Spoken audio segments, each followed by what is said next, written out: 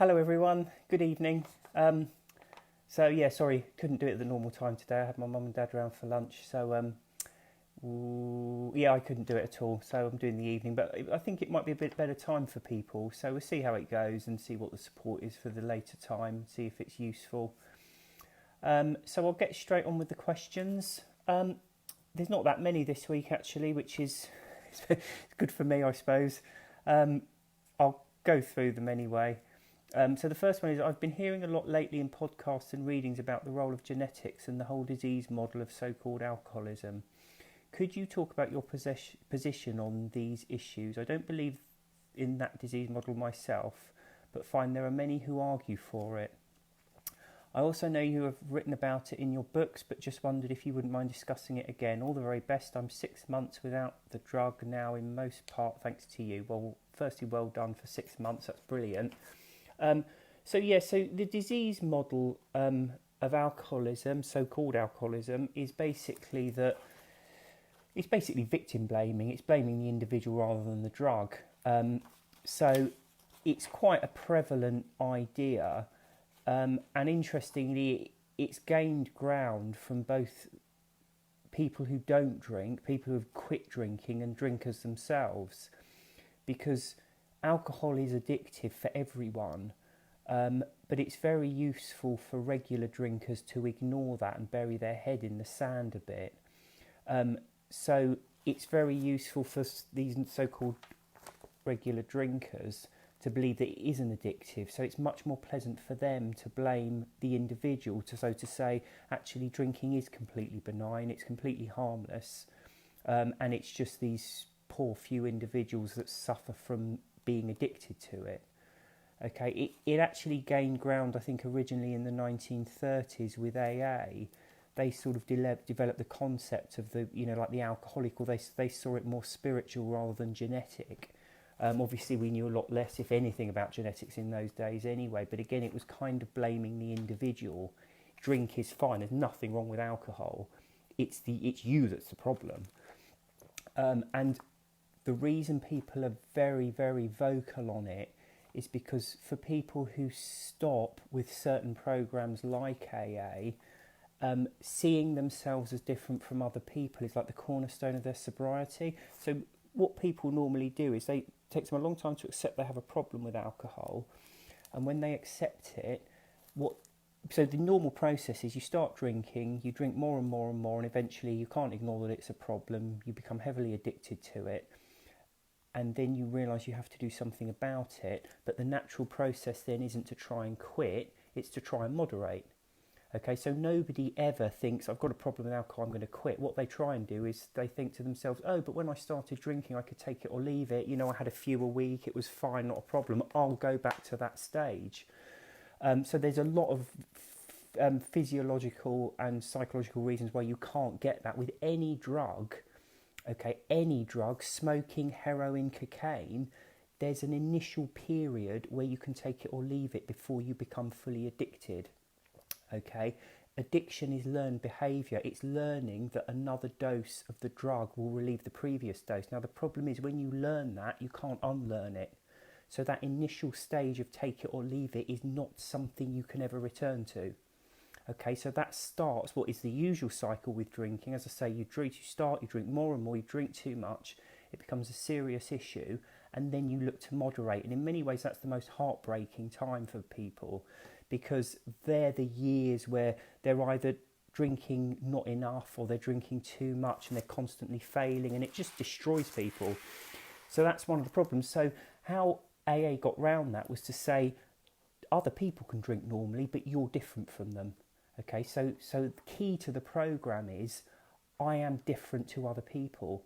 So that's why people become very, very upset when you start to say it's not you that's the problem, because some people build their sobriety on that. And I would say you can't attack people too much for that. Okay, personally, I don't agree with it, but if people are very vocal, it's best to leave them, because as I say, their sobriety, the cornerstone of their sobriety is that they are different, because that's how they perceive it. And that's what stops them picking up that drink. If they believe that they're like other people, they believe they can moderate. Now, as I say, there are actual reasons why you cannot go back to moderation, because that period where you can take or leave a drug is a one stage only. You cannot go back to it. So going on to, so obviously originally with AA it was to do with spiritual. They thought there was sort of a spiritual problem that needed filling up to enable people to stop drinking, and then over the years it kind of moved a bit to genetics. Now where we are with genetics, and I meant to bring a quote with me, which I really love because it sums it up perfectly. So sorry, you'll have me paraphrase it, but it was by Professor David Nutt, who is a British eminent scientist and has worked in various very high-level government posts. And his area of expertise is drug addiction and drugs generally. And how he describes it, and again, apologies because I'm going to paraphrase it, but he says that things like genetics, they can have an influence. Okay, so on a molecular level, we are all different, and how I process alcohol may be microscopically different to how someone else processes it. So there will be very tiny anomalies and differences between people. But what he says is, it is habitual learned behaviour. He describes addiction as habitual learned behaviour. You cannot become addicted without regularly taking a drug, okay? And if you don't regularly take a drug, you won't become addicted to it, okay? And just as any human being on the planet can become addicted to heroin, any human being on the planet can become addicted to alcohol. There's lots and lots of different reasons why it takes a lot longer to become addicted to alcohol, and this is all in the book, so I won't go over it now, but one of the biggest ones is that we drink alcohol. And if you stop and think about it, the drugs that you inhale and inject are the ones that you become addicted to the most. It's not necessarily the drug, it's the method by which you get it into your bloodstream, okay? You feel the effects of a drug when it is in your bloodstream, okay? And there's 4 ways to get a drug into your bloodstream. The quickest way, obviously, is just to inject it into your vein, and it's there immediately. The second way is inhaling it, and it goes into your lungs, and your lungs obviously are then, it goes straight into your bloodstream via your lungs, so it hits you within about a second or something when you're inhaling a drug. The other way is to snort it. Okay, so it goes up your nose and hits there's blood that goes through your nose, obviously, and it enters the bloodstream that way. Again, it's extremely quick. And the fourth and very slowest way to imbibe a drug is to swallow it, because it has to go through your stomach and then into your intestine before it's absorbed into the blood. And it's that period of delay that makes alcohol the longest to become addicted to, because part of addiction is when your subconscious links cause to effect. So, for example, inhaling smoke from a cigarette and the relieving of the withdrawal pangs from nicotine. Because it's a slow-acting drug, it takes longer to become addicted to. So I think that sums it, and I think it also describes as well, because a lot of people, it's almost like gone full circle now, because people are now, okay, we've looked at, it's a spiritual problem with the individual, and that's kind of fallen by the wayside. Not for everyone, but it's fallen by the wayside a bit as a popular theory. Then there was the genetics. There's something genetically wrong with people, which is why they get addicted. And years of sniffing around that turned up nothing. And now I think the latest one is almost like trauma. And it seems to be that addiction's all being blamed on trauma. So what I would say on that aspect is, if you've got some kind of trauma or even underlying health issue, then you are probably going to want to anaesthetise it, and the easiest and most accessible drug that you can get is alcohol if you're looking for something to sedate yourself. Okay, so that's why a lot of people will reach for these drugs, and they may have childhood trauma, they may have PTSD, they may have lots of things. But the fact of the matter is, it doesn't account for people like me. I don't have any I don't have any trauma. Okay, I did serve in Iraq and things happened there, but funnily enough, having stopped drinking, those sort of things I've come to terms with, and it doesn't bother me in the least. There's a lot of people out there who don't have big traumas in their lives who become addicted to alcohol, because the fact of the matter is, alcohol is a sedative, and your brain counters it by becoming overly stimulated. So when it wears off, it leaves you feeling anxious, and that happens to everybody who imbibes alcohol. It really is that simple. And as I say, trauma or something like that may make you more inclined to want to anaesthetise to begin with, but you don't have to have trauma to become addicted to something. And I almost feel like, we've been through spiritual, we've been through genetics, and now the next thing is like a sort of a childhood trauma thing. You have to, but again, to me, it's just victim blaming. We're not blaming the drug, we're blaming the individual, and it's, oh no, alcohol's fine, it's because you had whatever happened in your childhood. And again, the fact of the matter is, you could produce someone who has absolutely no trauma, no problems at all, regularly give them alcohol, and eventually they will become addicted to it. And I think that's where most sort of scientific-based theories are now on it. And I think you'll see probably over the next 10, 20 years this becoming more and more prevalent. When you say something like this today, it produces a lot of antagonism with people. It produces it among the drinkers, the so-called normal drinkers, because they don't want to hear that at all. It produces a lot of raised eyebrows in the recovery community because, as I say, a lot of people, their cornerstone of their sobriety is I'm different to other people. So I think things will change, but it will take time. The next question, so a similar question was asked by someone else on the page, but I'm also curious, why didn't I experience the crippling anxiety, depression, etc. associated with alcohol in my late teens, early 20s, even though I remember getting awful hangovers? I was also under more stress then because I was working and going to school full time. I commented, I believe it's a tolerance thing. When I moved to my own place after college, I drank more and drank more often. But I'm curious if there's more to it, since your book you talk about how just a few or even one drink will cause this. So when you start drinking, okay, your brain is not used to alcohol, so it doesn't really know what to do with it. So you can very easily overwhelm yourself with alcohol, which is why when you first drink, you can have maybe 1, 2 or 3 beers and you're drunk, or wine or whatever it is that you happen to drink. And over the years, you can drink more and more, and all that happens is your brain becomes more proficient at countering the sedating effects of the alcohol. Okay, and as it does that, as the alcohol wears off, you're left more and more overly stimulated. So if you think the first time you take a drink, say you have 3 beers, your brain's just about able to counter that. So when the sedating effect of the alcohol wears off, you're kind of 3 beers anxious, which probably isn't that anxious at all and maybe virtually unnoticeable. But over the years, as your brain becomes more and more adept at countering the alcohol, the come down's going to be worse, because it's a simple process of countering what's there. So if your brain's countering 3 beers, it's very different to if it's countering 3 bottles of spirit. So over the years, as we drink more and more, the anxiety gets worse. And that all that is your brain becoming more and more proficient at countering the alcohol. And it is a long process. And again, that's another reason why alcohol takes years to get addicted to. It is a longer process than some other drugs. For your brain to be able to properly counter it, it does take longer. Someone else has said, please discuss steps you can take when triggers pop up, such as bad news, family trauma, drama and holidays, aloneness, etc. So this goes back to the old thing of, something happening and it triggering you to want a drink. So there's a few things you can do. One is to play it through. And obviously the obvious one is to think about waking up the next day not feeling too good. But I always think it's better to play it through even sooner than that. And to keep things in perspective. So just bear in mind what alcohol is. It's a sedative that people tend to drink in a drink form, okay? And that really is it. And we build it up to be this ridiculous, elixir of life, but it isn't. It's a sedative that you happen to drink.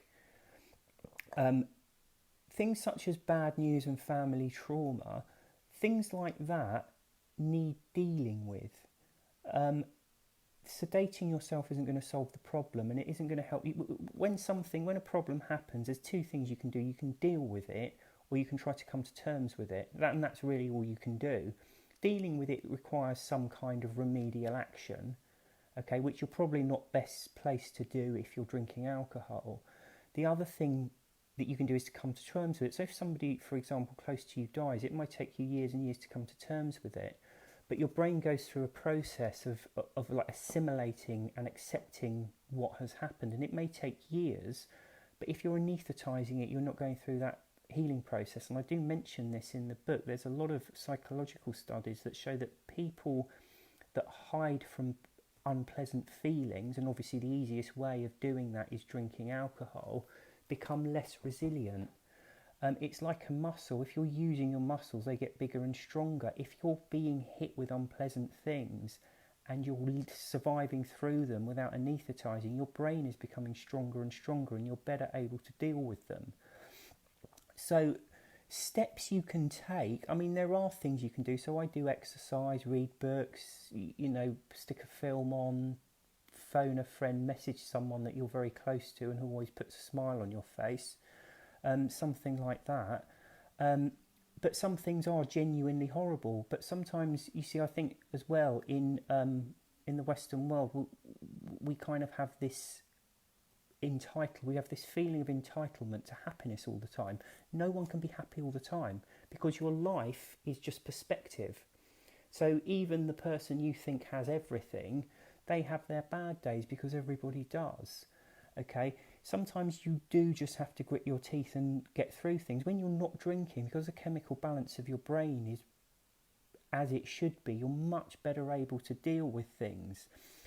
If something, so how I see it, if something terrible happens, do you know what I think of with alcohol? And the reason I would never touch it is because I think, one, it's not going to do anything other than make you feel slightly dull. If something genuinely terrible happens, one drink is going to do nothing at all anyway. You're going to have to be looking at a good few drinks to totally comatose yourself. Secondly, the thing that always jumps into my head is the thought of waking up at 3 a.m. with however bad that thing is, it's 10 times worse because you've got all the anxiety and trauma from the alcohol withdrawal. And that's what I have in mind. And as I say, I don't see it as looking at it in a sort of a clever way, or I just see it as the truth, because that is the truth as I see it. It's a drug in drink form that makes you feel slightly dull before then leaving you correspondingly anxious. And the thought of something terrible happening and lying awake at 3 a.m. with however bad it is, it's twice as bad because you've got all the anxiety that alcohol's caused, is just unthinkable to me. So again, I think all of this, it comes down to, one, really learning the truth about alcohol, but two, there's no good, so for the books, for example, there's no point just reading them. You have to apply them to your own drinking. You have to really look at it in relation to what you're doing with alcohol. So the next question is, what was your experience of the first 90 days? I mean, did you set a specific time goal and not look beyond it, as that helps psychologically, or did you just say, I'm never going to drink again? So my personal experience is probably not the best example to give, because when I stopped drinking, a few things, I was going through a particularly difficult period anyway, and when I quit drinking, it didn't feel like I'd solved a problem or things were going to be particularly better for me. When I stopped drinking, I was in quite a bad place, and for me it was entirely negative. I just thought things are fairly grim at the moment, and stopping drinking is at least going to stop them getting worse.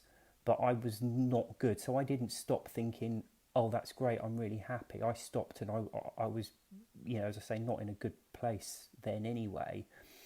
And slightly differently, I kind of had in my mind a lot of what I now know about alcohol. So I think I did see it slightly differently to other people, which allowed me to quit. But it wasn't until a couple of years later, or a year or so later, that I wrote Alcohol Explained, that I then started to piece it together a lot more. So actually my quitting drinking was a bit of a strange journey, because for the first year or two there were a lot of pieces that didn't quite, and to be honest, even recently I've discovered new things to make it much easier and enjoyable. So the answer is, my first 90 days, well, to be honest, probably the first year or so were not very pleasant, but that wasn't from stopping drinking, that was from other things that were going on in my life at the time. I didn't set a specific goal. I knew I was stopping for good for various reasons, because I knew that if I drank again, I wasn't going to last much longer for a few reasons. Again, not to want to go into it now. But I think the question here is, do you stop for a period, or do you just say, I'm never going to drink again? There's a few answers to that, and I think so stopping for a period can be good for some ways, because I think it takes a lot of pressure off. If you just think, you know what, I'll try a month or two and see what it's like. I think it's good to draw people in who aren't convinced, because it's very hard to articulate to people how much better you feel when you're not drinking, if you go about drinking the right way. And it can be good to draw people in, to give them a taster, and then they think, actually, it's so much better, I want to do this all the time. But I think one of the problems with that is it's a different mindset, stopping for good than stopping for a set period. And I have to be absolutely clear on that. I think you release your brain a lot more if you've quit for good and you're done with it. Because I think when you do that, you start almost embracing a sober life a bit more. There's a tendency, and it's not for everyone, but I think there is a tendency that if you say, I'm going to stop for a month or 2 months or 3 months, all you're really doing is sitting there waiting for that time to pass so you can drink again. And that's going to knock on to a few things. So let me give you an example. If I said to you, you have to go a month without drinking, you would probably think to yourself, okay, I'll do it. You might turn up at a social function and just sit there bored and fairly miserable and think, I'll get through this because in a month's time I can start drinking again, okay? If I said to you, you can't ever drink again, find a way to enjoy yourself at that function, you might then think, okay, I used to enjoy myself at functions, socialising before I started drinking, so how do I get back to that? And then you start looking into it, and then you start finding ways to do it. So I think you can bring a very different mindset if you tell yourself you're going to quit for good, because I think it brings about a much better approach. Not for everyone, and you might be absolutely fine with this, but what I'm saying is there's a tendency, I think, for a period to sit and wait for that period to end, rather than to say to yourself, how can I go about living the best life I can sober? Okay, so I think you need to be careful there. But then, as I say, it can go the other way, because for some people, you need to get those first few days or weeks under your belt, and that gives you the confidence to do it. And then you might go to an event sober and enjoy it and think, actually, I can crack this. So I don't think I can give definitive answers. I think it's best for the individual. And I think definitely for people that are really struggling with day one, I think it can be a very powerful tool to give yourself just 5 or 6 or 7 days sober. Tell yourself that is all you're going to do, but you are not going to drink within those few days. It makes it manageable, and after those few days, you will still be in a bad way from drinking, but you will be substantially better. And one of the main benefits you get is to feel more confident and more resilient. So actually you can build up your confidence. You just need to get those first few days under your belt. So sorry to completely prevaricate on that, but it's very different for individuals. So if you're a heavy, 2 or 3 bottles of spirits a day drinker regularly, then you need to just concentrate on those first few days. If you're more like a grey area drinker, then you might want to try it. But if you've had periods of sobriety anyway, and a lot of people have done this, a lot of people have had a month or 2 months or whatever of sobriety and then gone back to drinking, you don't need to try 90 days. You know life's better. So what you really need to do is to build yourself up, to prepare yourself for what is ultimately a very different mental approach to stop forever. So this one, do you have any knowledge about why when I'm drinking I smoke cigarettes, binge them? I never want cigarettes unless I'm drinking, especially beer. I'm trying not to drink now and I'm not smoking. Every once in a while I'll have an alcohol-free beer and a cigarette. Obviously I want to not smoke or drink. I think it odd that I don't seem to be addicted to cigarettes unless I'm drinking. So nicotine is a stimulant and alcohol is a sedative. Okay, so they tend to cancel each other out. So when you start drinking, as you drink more and more, you start to feel more and more sleepy and more dozy. And nicotine is a very powerful stimulant, so you smoke it and it sort of picks you up a bit. So that's why there's a tendency when you drink to want to have a cigarette. And equally, it goes the other way. So if you have a cigarette, it is a stimulant. And if you smoke a lot of them, it leaves you feeling a bit uptight and anxious. So an alcoholic drink sedates that and takes the edge off it. So that's why they go together so much. And it's just that ridiculous. It is almost like, if you think about it, the height of stupidity, because you're taking a stimulant to feel sedated and then not liking that feeling. So you take a stimulant to then wake you up, or do it the other way around. You're taking the two drugs to cancel each other out, to end up roughly more akin to where you were before you started taking them in the first place. But that's the reason for that. I liked what you said last week about building mental resilience, and sometimes you have to suffer things. My new favourite expression is to tell my children, something I appreciate most about your way of stopping drinking is how simple you make it. How did you know that the last time you quit was for good? How do you remain in the mindset of realisation? Thanks for the generous sharing of your time and knowledge. I think I've kind of dealt with that. I knew personally that it was for good for various reasons. And I think that does help your mindset as well. I think I've probably covered that off. The last question, and what to expect in the early days of sobriety. I don't think anyone realises how hard it can be. So there's a timeline on the internet, and I think I put it in Alcohol Explained too, of what you can expect from a physiological perspective. So alcohol is a depressant. That will wear off first, okay? That's when your problems really start, because that's when you're left with the withdrawal, which is the overstimulation left behind. So if you've drunk a bottle of wine, you'll feel sort of mildly perturbed the next day. If you're drinking 3 bottles of spirits, you'll have the shakes and insomnia and be unable to eat, and, the full Monty. That can last for anything up to 5 days for the very heaviest of drinkers. Okay, and then if you're a regular drinker, you will go the other way, because don't forget, if you're drinking regularly, that overstimulation has been a constant part of your life. So when that finally wears off, it's equivalent of drinking like 7 or 8 cups of coffee every day and then cutting them out. You just feel really tired all the time. So you'll then go through a period of a few days or weeks when you're just groggy and wanting to sleep all the time. But overall, that period doesn't last very long. Most people, it's over in a week or two. I think at the outside it can hit 3 or 4 weeks. If you've been drinking for like 30 years every day, you can be looking at 3 to 4 weeks. Most people, it's not as long as that. The reason it's hard is because of how we view alcohol. We believe we need it to have fun. We believe a night out isn't as much fun without drinking. We think we can't socialise without it. We think we can't cope with life without it. How can we enjoy Christmas? What are we going to do when we go on holiday and don't drink? That's what makes it difficult, because we're giving up. This is what happens for most people, is they give up what they see as a wonderful drug that makes life fun, enjoyable. It helps them socialise. It helps them to bond. It makes them feel young again. It does all these wonderful things for them. So no matter how much pain and misery it causes, it still does all that for them. So they're giving up this wonderful thing, and they sit there miserable and unhappy forever. And to be honest, there's no reason why after 10 or 20 or 30 years you wouldn't feel exactly the same.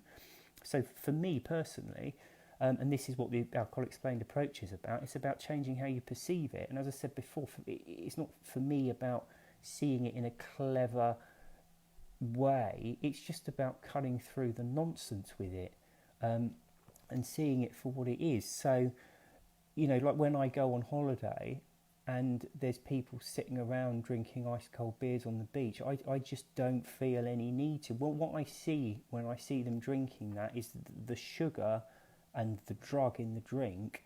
I can almost feel that kind of dulled, tunnel-visioned feeling they get, and I certainly can remember the feeling as it starts to wear off and you start to feel anxious and a bit unpleasant and you need another drink.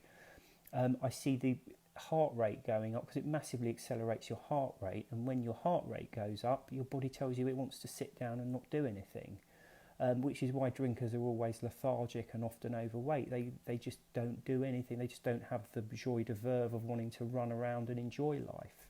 And then I imagine them waking up at 3 in the morning unable to sleep, and it just doesn't seem attractive to me. I just don't want to do it. So for me, it's a mindset. So, and I think if you can change that mindset, so that you see it that way. Even those early days when you're going through the physical side of it needn't be difficult. They can be a celebration. It's almost like, if you have flu or something, you don't feel very well, but you're getting better. You don't want to feel well, but you're kind of glad that you're coming out the other side of it. And that's how, if it works properly, that's how it should be. So that's all the questions. I hope that was useful for everyone. Half an hour, perfect. I'll probably post next Thursday. There seems to be a bit less interest in this live this week, so if there's not much interest, I might give them a break for a bit. But I'll probably post Thursday anyway and just see what the response is. So have a good weekend, everyone, and see you soon.